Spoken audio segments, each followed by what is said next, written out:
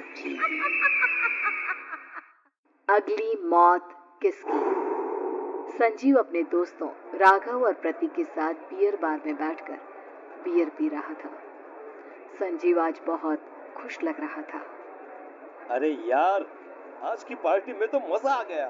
तुम दोनों दोस्तों के साथ तो मेरी जिंदगी इतनी अच्छी है कि क्या बताओ कितनी अच्छी है। अरे भाई, अब दोस्ती की है तो जीना मरना सब साथ में। हाँ अरे यार सुनो, जल्दी से एक बियर और ऑर्डर करते हैं ना, एक आखिरी, और उसके बाद ये जश्न यही खत्म हो जाएगा। अरे हाँ, क्यों नहीं। वेटर, जल्दी से 2 बियर की बोतल लेकर आओ। आज मेरे दोस्तों को जश्न मनाना है, क्यों? इतने में वहां पर एक बहुत सुंदर लड़की छोटे छोटे कपड़े पहनकर हाथ में बियर की बोतल लेकर उसके पास आती है। ये लीजिए, आपने बियर ऑर्डर की थी ना, मैं लेकर आ गई। क्या बात है यार, इस बार की वेटर तो बड़ी सुंदर है।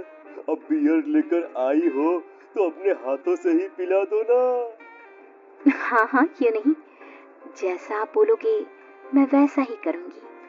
क्या बात है यार, अब तो लगता है रोज यही आना पड़ेगा। उसके बाद वो लड़की उन तीनों को बियर सर्व कर देती है। पार्टी करने के बाद वो तीनों अपने अपने घर जाते हैं। प्रतीक, संजीव और राघव को उनके घर छोड़कर जैसे ही अकेला अपनी कार में आकर बैठता है तो अचानक उसे एहसास होता है जैसे उसकी कार की पीछे वाली सीट पर कोई बैठा हुआ है। वो तुरंत पीछे मुड़कर देखता है। तुम यहाँ क्या कर रही हो? और तुम मेरी कार में कब आई? अरे तुम तो बार में वेटर थी ना? बस ऐसे ही मेरा दिल कर रहा था आपके साथ आपके घर चलने का, इसलिए मैं आपके साथ चली आई। अरे लेकिन तुम मेरी कार में आई कब? अभी कुछ देर पहले तो यहाँ पर मेरे दोस्त बैठे हुए थे। प्रतीक के इतना बोलते ही उस लड़के का चेहरा खतरनाक तरीके से बदल जाता है। उसकी आंखें पत्थर की तरह सफेद और पूरे शरीर पर नीली नीली नसें उभर आती है। गाड़ी चलाओ, पूरी स्पीड में चलाओ, और अगर तुमने गाड़ी रोकने की कोशिश भी की तो मुझसे बुरा कोई नहीं होगा। डर की वजह से प्रतीक के पसीने छूटने लगते हैं। उसका शरीर बुरी तरह से कांप रहा था। प्रतीक बिना कुछ सोचे समझे कार को फुल स्पीड से चलाना शुरू करता है। चलते चलते वो शहर से दूर एक पहाड़ी पर पहुंच जाता है और सामने अब सिर्फ पहाड़ी का किनारा दिख रहा है, जिसे देख प्रतीक घबराकर अचानक से कार को ब्रेक लगाता है। देखो, मुझे छोड़ दो मुझे। अगर मैंने गाड़ी जरा सी भी आगे बढ़ाई तो हम दोनों नीचे गिरकर मर जाएंगे। ये तो तुम्हें पहले सोचना चाहिए था ना। अब कुछ नहीं हो सकता।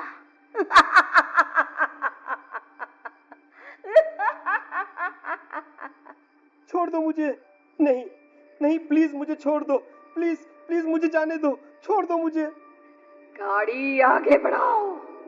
और तभी अचानक से बिना प्रतीक के स्टार्ट किए उनकी कार आगे बढ़ती है और गहरी खाई में गिर जाती है।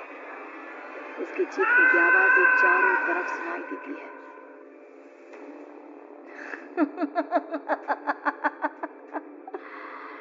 तुझे मारकर मेरे कलेजे में जल रही आग को थोड़ी शांति तो मिल गई, लेकिन अभी ये कहानी खत्म नहीं हुई। और फिर अगले दिन राघव और संजीव को पता चलता है कि प्रतीक की पहाड़ी से नीचे गिरकर मौत हो गई। अरे कल रात की तो बात है यार, हम सब बैठकर पार्टी कर रहे थे, लेकिन मेरी एक बात समझ में नहीं आ रही। राघव शहर से इतना बाहर उस पहाड़ी पर इतनी रात को क्या करने गया था? अरे यार, वही सोचकर तो मैं भी परेशान हूँ। हम दोनों को छोड़ने के बाद तो वो सीधा अपने घर जाने वाला था, और वो आत्महत्या क्यों करेगा भाई? कल रात तक वो कितना खुश था, हमारे साथ सेलिब्रेट कर रहा था। हाँ, लेकिन पुलिस ने तो यही कहा है कि प्रतीक ने अपनी कार को जानबूझकर पहाड़ी से नीचे गिरा दिया और आत्महत्या कर ली। अरे यार संजीव, मेरी तो कुछ भी समझ में नहीं आ रहा है। चल ठीक है, अब मैं अपने घर जाता हूँ। Okay, bye. राघव अपने घर में अकेला था। दोपहर का वक्त था। तभी दरवाजे की घंटी बजी। कौन है? अरे 1 मिनट रुको, अभी आता हूँ। राघव ने जैसे ही दरवाजा खोला उसने देखा कि सामने एक बहुत खूबसूरत लड़की खड़ी हुई है। कौन है आप और यहाँ किससे मिलने आई हैं? देखिए ना, बाहर बारिश शुरू हो गई थी, मेरी गाड़ी खराब हो गई है। आपका घर नजर आया तो सोचा कुछ हेल्प ले लेती हूँ। क्यों नहीं, आइए ना, आइए आइए। मेरे कपड़े पूरे भीग चुके हैं, क्या आपके पास टॉवल मिलेगा प्लीज? राघव अपने बाथरूम से एक टॉवल लाकर उस लड़की को देता है। थैंक यू सो मच, अब मैं चलती हूँ। अरे इतनी क्या जल्दी है? आप चाहे तो बारिश रुकने तक यहाँ पर रुक सकती हैं। हाँ। लड़की ने पलटकर राघव की तरफ देखा। नहीं, मुझे जाना होगा, मेरा काम बाकी है। और वो वहां से चली गई। उस लड़की के जाने के बाद राघव अपने बाथरूम में नहाने के लिए गया और जैसे ही उसने बाथरूम में देखा तो उसका टॉवल वहीं पर लटका हुआ था। उसने टॉवल हाथ में लिया तो देखा कि उसका पूरा टॉवल खून के धब्बों से सना हुआ है।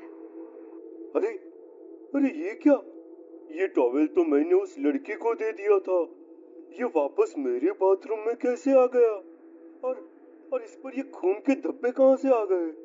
राघव ने आईने में देखा तो उसकी गर्दन पर एक बड़ा सा चाकू का कट लगा हुआ था जिससे खून बह रहा था, जिसे देख राघव के होश उड़ गए। हाँ, अरे ये क्या? मेरी गर्दन इतनी ज्यादा कटी हुई है और मुझे दर्द भी नहीं हो रहा है। ये क्या हो रहा है मेरे साथ? राघव घबराकर बाथरूम से बाहर आया और अपना मोबाइल उठाकर उसने संजीव को फोन लगाया। संजीव, संजीव जल्दी से मेरे पास आ जाओ। मुझे लगता है कुछ बहुत बड़ी गड़बड़ है, जल्दी आ जाओ। उधर से आवाज आई लेकिन वो आवाज संजीव की नहीं बल्कि एक लड़की की थी। कुछ अजीब नहीं हुआ है, बस तुम्हारी मौत तुमसे मिलने आई थी और तुम्हें मारकर चली गई। अब तुम इस दुनिया का हिस्सा नहीं हो राघव, इसलिए तुम्हें अपनी गर्दन के कटने का दर्द भी महसूस नहीं हो रहा। नहीं नहीं, ऐसा नहीं हो सकता, ऐसा नहीं हो सकता। कौन हो तुम? तुम्हारी मौत। अब संजीव के पास खबर पहुंचती है कि राघव ने अपने ही घर में चाकू से गर्दन काटकर आत्महत्या कर ली। ये सुनने के बाद संजीव के होश उड़ गए। वो पसीने से तरबतर हो गया और एक अनजाना डर अब उसके दिल को सताने लगा।